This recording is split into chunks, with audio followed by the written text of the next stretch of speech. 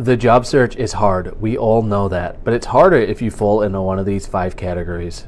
My name is Joel Algie. I've been in recruiting for coming up to a decade. You can go verify me on LinkedIn. I've got 190,000 followers on that platform.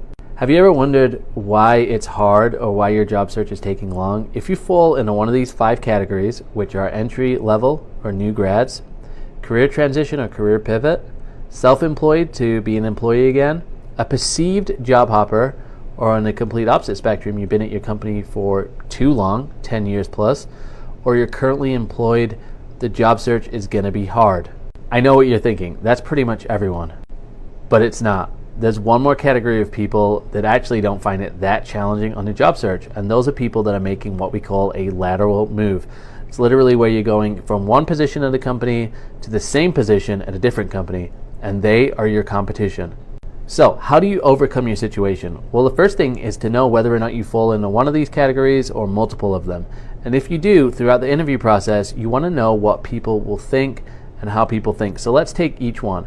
For entry level and new grad, this is a numbers game. Everybody's at the same level playing field. You don't have stories, you don't have examples, you don't have experience unless you have an internship, and which is why I always say, get an internship, get some experience. Entry level is the toughest. So if you're entry level right now, just know that it takes time for everybody. It takes a lot of applications, a lot of interviews, and it just takes a lot of time. But luckily, you should only go through this once in your career, or maybe in the first couple of years of your career if you bounce around a little bit. The second one is career pivot and transition. This is where you have skills, but you don't have the actual experience in the job. So the way that you get over this in the interview is you make sure that you have stories of how your skills are going to translate into the new role. This means you got to research the new role and you've really got to understand it.